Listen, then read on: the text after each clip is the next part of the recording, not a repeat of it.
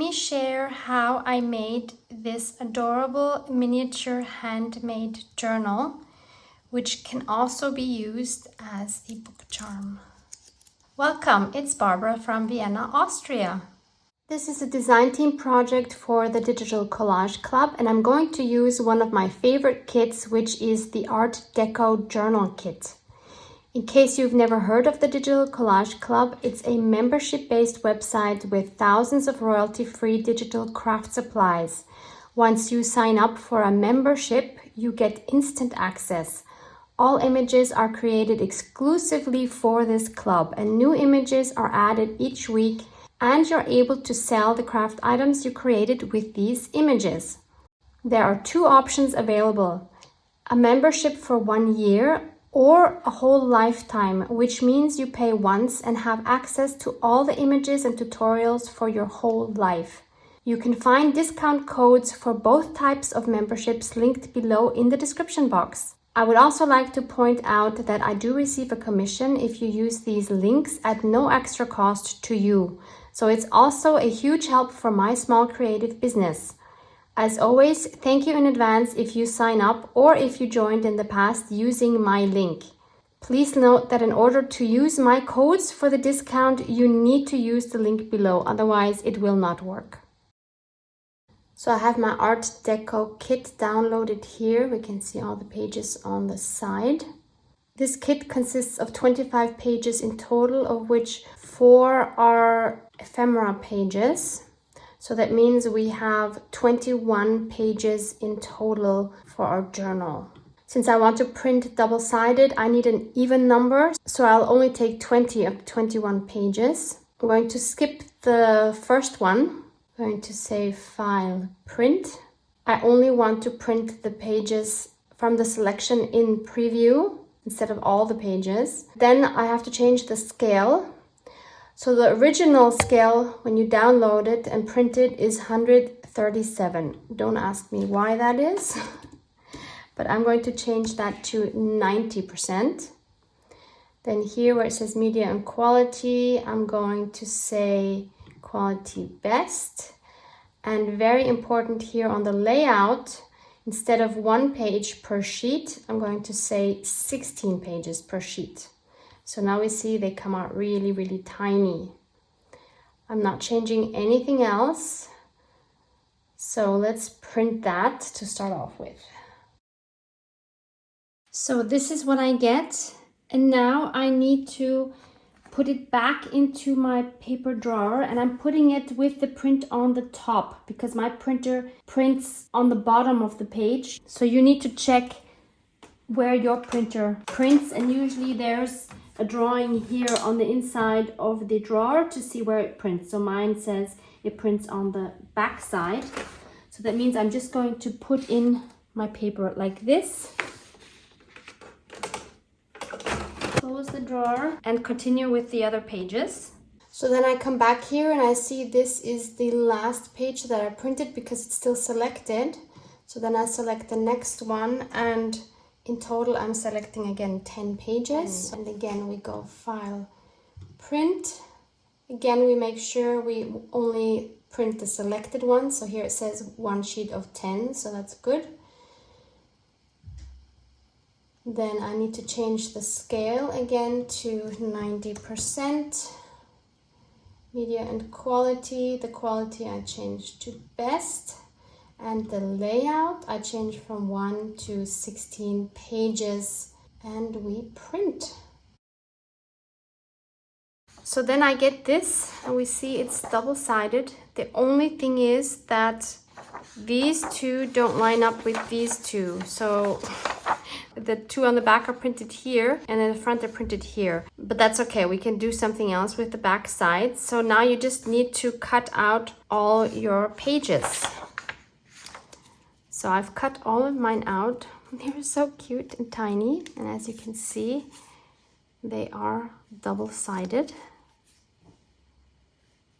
except the last 4. So that means I have 8 double-sided pages and I have 4 single-sided pages. So that would mean in total we would have 10 double-sided pages if the printing would have worked. Maybe your printer does it differently. but it's fine. In case you want to know the measurements of these little pages, the width is 1.7 inches. Is that how you read that? A little over 1.5 by 1.3 inches. Or in centimeters, it's 4.2 centimeters and the height is 3 centimeters. So having 2 extra pages because they only printed on one side is to my advantage because I want to make 3 signatures and the total pages here now is 12, which I can easily divide by 3. So let's decorate the back of the pages first. There's lots of ways you could decorate the backs. You could also just coffee or tea dye them by taking a brush or maybe a foam brush, just adding your coffee to the back without dipping the whole paper into your coffee because otherwise the image might smear. This is just printed on regular copy paper. You could add some stamps, you could add some collaging, maybe even some collaging with the ephemera pages. You would also just print them on 90% and 16 pages per sheet, and you would have the corresponding size for these pages. But I'm just going to add some stenciling. So the first stencil I want to add is this one. I think it's called Flourish by Tim Holtz. Has the number THS032. I will do my best to link this under this video. I'm going to use the color Dusty Concord because a lot of these pages have a similar tone on them. So I'll just choose a portion that will look nice. I don't think it really matters, but you know, control freak and all. It wasn't very smart to put these on white paper because I can't really see where they end. Yeah, and I kind of missed it, but it's okay. See, I missed this top edge. It's fine. I'm going to leave it. I love it anyway. Learning by doing. So I switched my backdrop paper here. There's also a lot of neutral tones in here and grays and beiges. So I'm going to take Hickory Smoke next. And I'll take this leaf stencil. This one is from Action. I will not be able to link this for you. I got this last year. Here I have a part where at least there's one smaller one. Don't want to use any colors that are too dark in case I might want to write on them. It's not likely, but you know, just to have options. Yeah, that's also very cute. For the third one, I'm going to use Salvaged Patina because we have similar tones here. Again, I'm using a stencil from Action. I think this very much looks like Art Deco.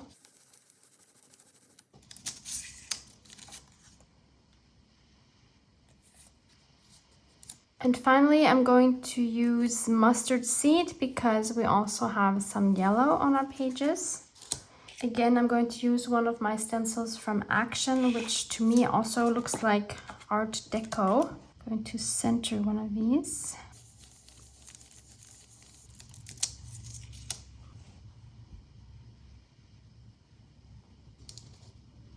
I also want my little booklet to have a little bit more of a variety of texture. So I'm going to add some fabric.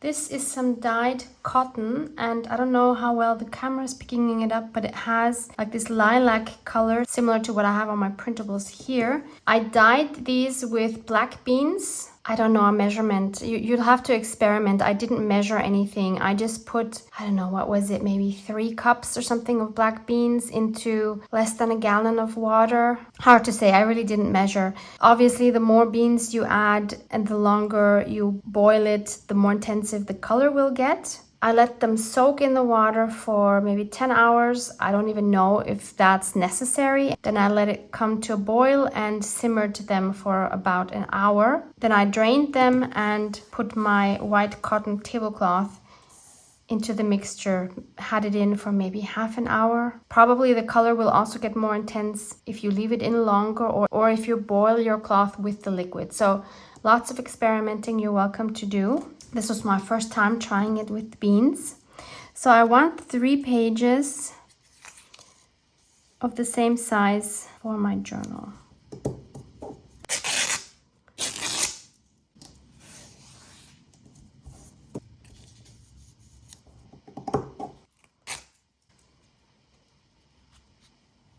I don't want these to be bigger than my pages. Usually in a junk journal, I really wouldn't mind. It might actually look very cute.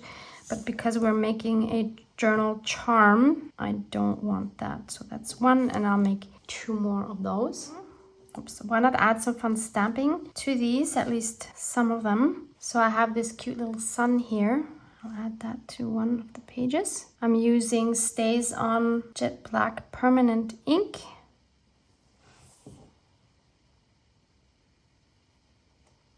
And I have a moon as well. These come from a Finnabair set, but I don't have a name or number for that. Then I have a tiny butterfly. We can also add some numbers. So in this case, I'm going to add a 5. Then I'll add a 3. And lastly, I'll add the words "Just Create." These are all from the same Finnabair set. Next, I'm going to take a bone folder, or you can take a ruler, and fold all of these in half.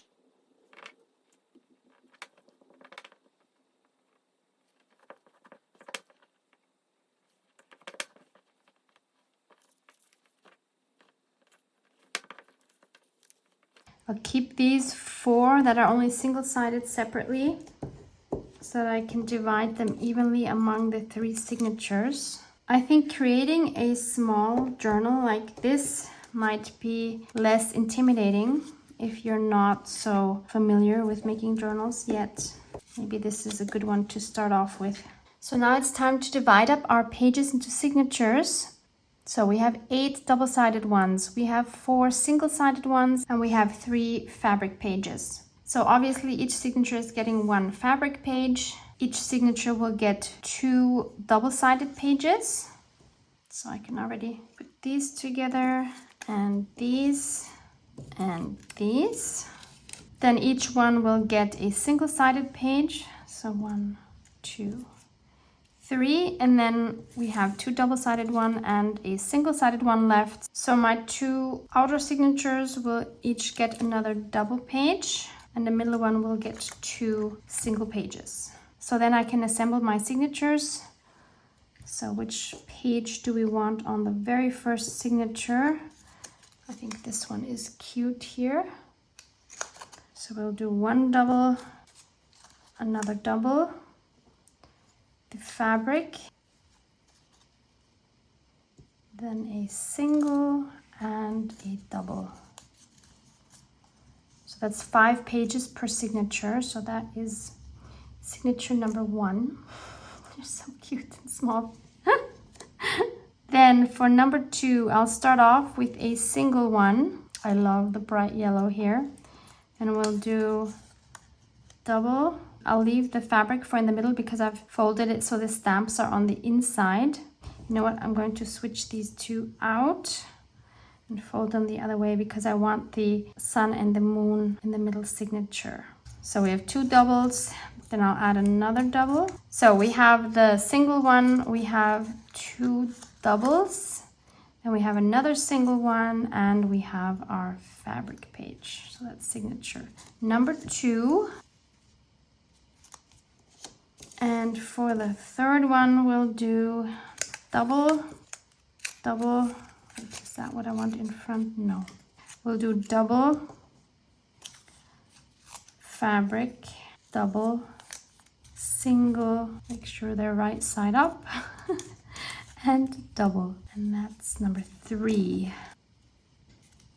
And if the fabric is peeking out too much, I can always trim that a little bit. And I just want to show you in comparison. I've made another tiny journal. This was, I don't know, 2 years ago or something. I don't have a video on this. I made this off camera. I mean, this is also really cute. I didn't use any printables. Did a lot of collaging in this one. I'm super happy with this one, but look at the comparison. I mean, this is already small, but look, this is even much, much smaller. But I think this is kind of chunky for a journal charm. So I wanted to make something less chunky, and I think this will be less chunky. Next, I'm going to stitch through the middle of each signature with my sewing machine with a running stitch. Don't panic if you don't want to use your sewing machine or you don't have one. I would just poke 2 holes and stitch the pages together, just going into one hole, coming out the other hole, and tying them off in the middle. So then we have our 3 signatures sewn together, either by hand or by machine.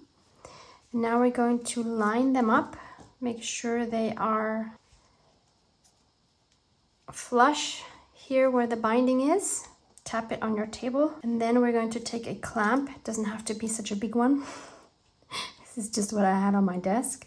We're going to clamp these together, just making sure they are in place, and then we're going to glue them together. I'm going to use my Collall bookbinding glue. You use whatever strongest glue you have. And then we're going to take a brush and brush that generously onto the signatures.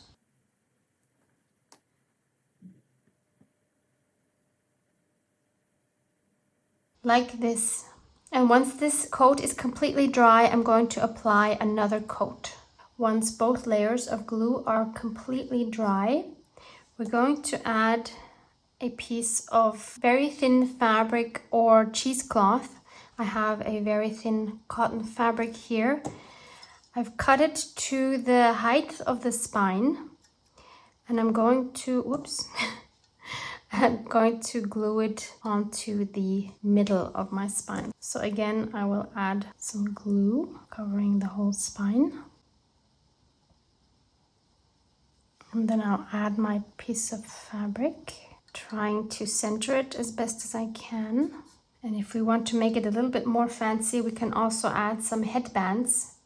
I have these here from Vintage Books. So when I take books apart to use either the inside or the cover, and I cut off the spine, I always save all the book parts. So maybe the white ones would work well here.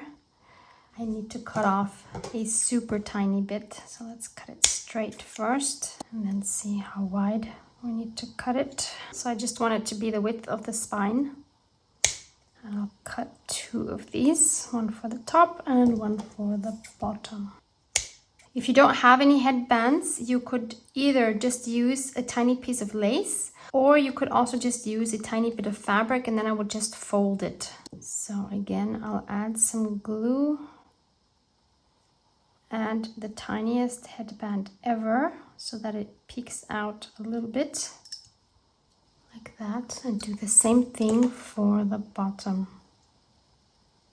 You don't have to do this at all. This is really just if you want to try something fancy. And again, we let this dry. So once that has dried completely, I took my clamp off, and you see we have a perfectly bound signature. Nothing is going to tear apart. And now we can make the book cover. So I have cut these 3 little panels. So I just took a piece of cardboard and measured the height of my book and cut a strip accordingly. And then I also measured the width of the page and cut it there. Made 2 of those, obviously, one for the front, one for the back. I did the same thing for the spine. And I'm going to cover the book on the outside with the same fabric that I used here. And I already cut out a piece that's going to fit. So obviously you need a little bit of space around it, and you need to leave a gap between the panels. I would say it's approximately 1 centimeter around. So again, I'm going to use my Collall Bookbinders glue and glue the individual pieces on. I'll start with my spine, add the glue to the cardboard and place it down. And do the same with the other 2 panels.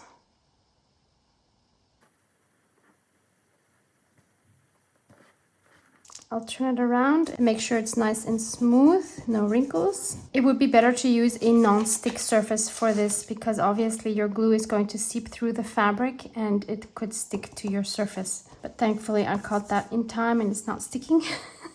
Now I'll add some glue to the edges.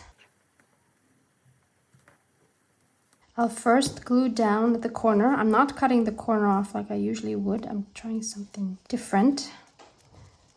So I'll get these corners down first.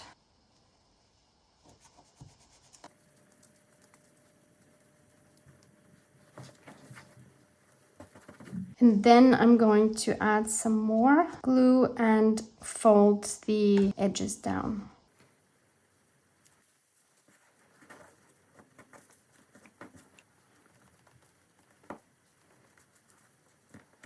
And I'll do the same with the other two.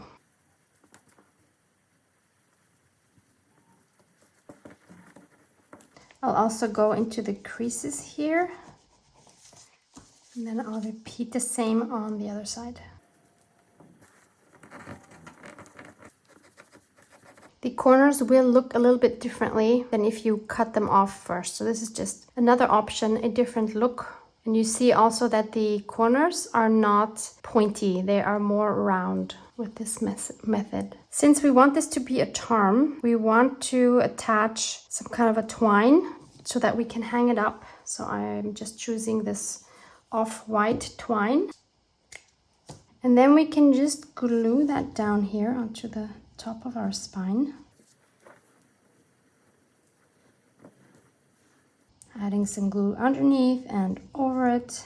And it will be held down, of course, by the spine itself.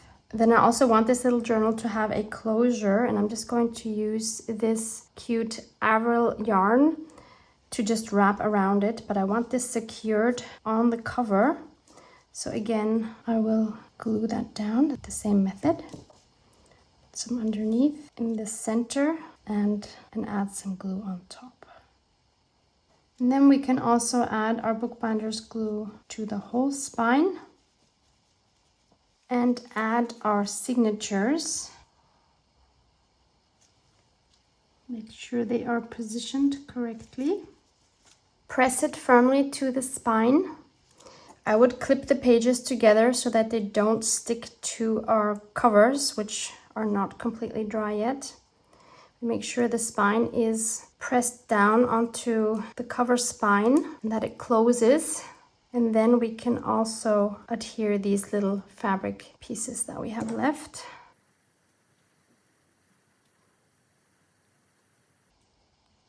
Like that, and same thing on the other side. And once we have that, we just need to add 2 more fabric pieces to the inside covers. Again, I'm going to use the same fabric and just glue that over.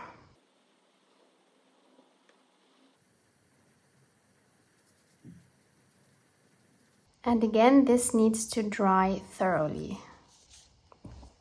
Once everything is completely dry, we can take off our clip.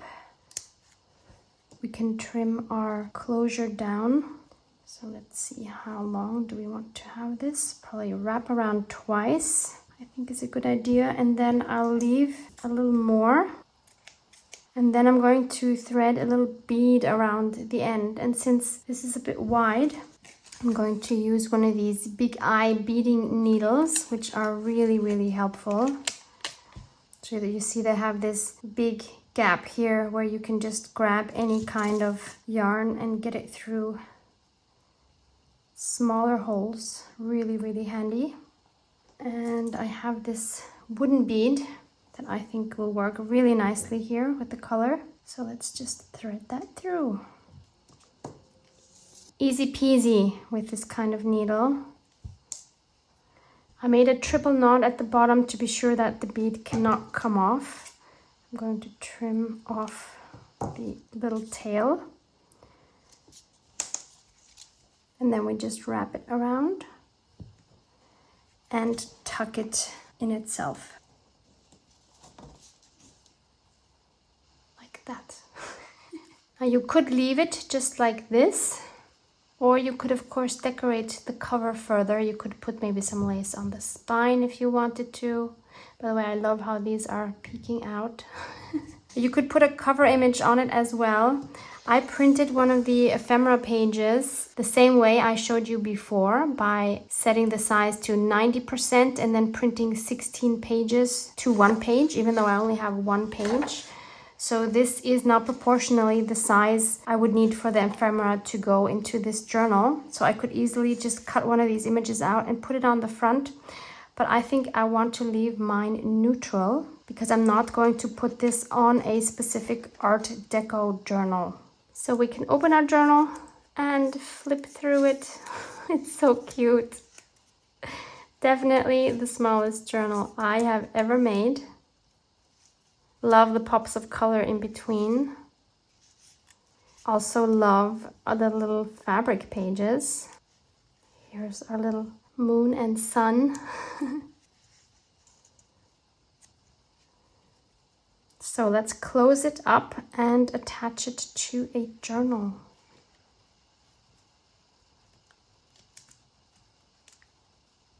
Just one more time, size comparison. So I decided I'm going to add it to this beautiful journal made by my dear friend Louise Heinzel, which I have not started working in yet. Louise has a flip through of this journal on her channel, which I will link below for you. It is, of course, an absolute masterpiece. I'm not going to show you a flip through now. You can see that on her channel.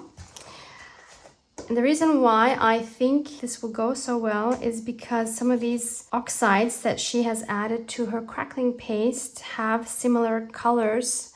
At least it's the same color family. Can you see how well they go together? I think this will look really cute dangling on the spine here. I'm going to attach it exactly the same way I attached Nadia's little journal. So I'll just punch a hole here on the top of the spine with my crocodile. Add an eyelet. I'm going to choose a golden eyelet.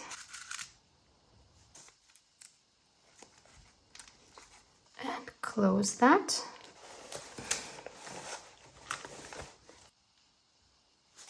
Then I'll take one of these Tim Holtz Ideology ring fasteners. I think this is the smallest size you can get.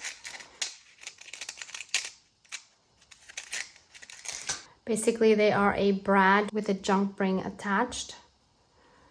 You could even remove the jump ring if you wanted to. So I'll put that through from the outside and then spread those two ends. Like that. And now we have a ring here onto which we can add our little journal.